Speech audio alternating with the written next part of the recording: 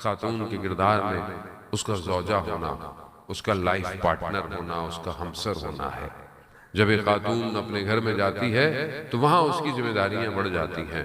شوہر اس کی پہلی ذمہ داری ہے، اس کی آنے والی نسل اس کی پہلی ذمہ داری ہے، اس کا وہاں کردار کیسا ہے۔ بی بی جب اپنے گھر میں جا رہی ہیں، آپ کے سامنے، آپ کو پتا ہے صدر اسلام کے اندر اتنی دولت، اتنے خزانے نہیں تھے۔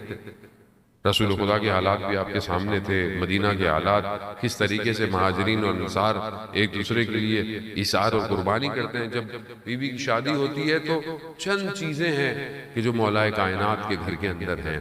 قریش کی خواتین نے خاتون اول کو تانے دیے کہ اتنے آپ کے رشتے تھے، مگر آپ نے علی کا انتخاب کیا کہ جس کے گھر کی دیواریں بھی کچی ہیں، لیکن بی بی یہی فرماتی ہیں کہ میں نے علی سے بہتر شوہر کسی کو نہیں پایا۔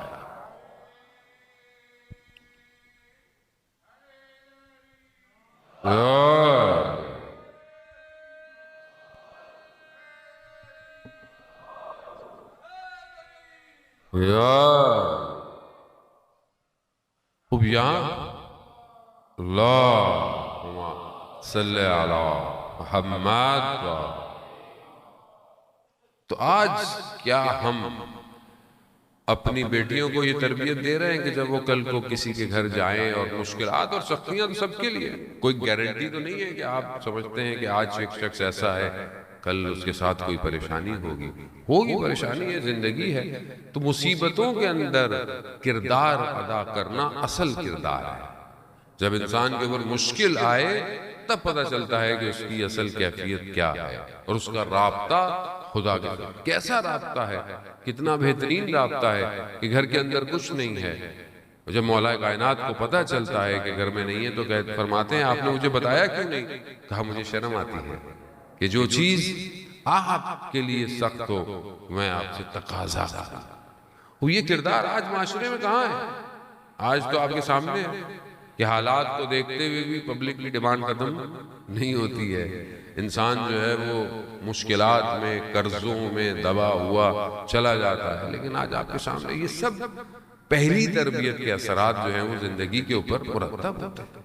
ہو سکتا ہے کسی خاتون کا شوہر کردار اس کا اچھا نہ ہو، اخلاق اس کا نہ ہو۔ صدر اسلام گزرنے کے بعد کسی خلیفہ کے دور کا واقعہ ہے کہ اس کا ایک وزیر تھا، گزر رہا تھا کہیں سے عرب کے ریگستان سے، تو شدید رستے میں اس کو پیاس لگی، دیکھا اس نے ایک جگہ خیمہ لگا ہوا ہے، اور وہاں دیکھا تو ایک عرب خوبصورت سی خاتون تھی، بیٹھی ہوئی تھی۔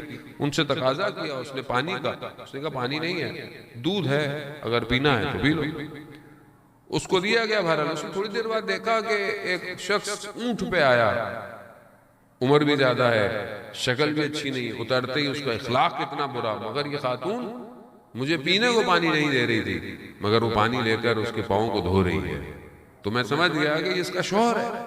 بعد میں نے اس خاتون سے بولا کہ تم اپنے آپ کو دیکھو اور اس شوہر کو دیکھو، اس کا اخلاق بھی اچھا نہیں ہے اور تم اس کے لیے اپنے آپ کو۔ تو کہا مگر تم نے رسول خدا کی حدیث نہیں سنی کہ جو خاتون اپنے شوہر کے اخلاق کو برداشت کرتی ہے خدا اسے قیامت میں کتنی جزا دے گا۔ یہ بھی ضروری ہے کہ بہرحال آج معاشرے میں دونوں طرف ایسے ہی ہے، دونوں کو بہرحال، آج تو معاشرہ اتنا فاسٹ ہو گیا ہے۔ پہلے زمانے میں میاں بیوی میں ناراضگی ہو تو شام تک معاملہ ٹھنڈا ہو جاتا، ابھی تو ناراضگی ہو تو شام تک تو اپنے گھر جا چکی ہوتی ہے۔ اس کی ایک وجہ یہ کمیونیکیشن، یہ موبائل ہے، کہ یہاں ایک پرابلم ہوتی ہے 10-15 لوگوں کو ویسے ہی پتہ چل جاتی ہے۔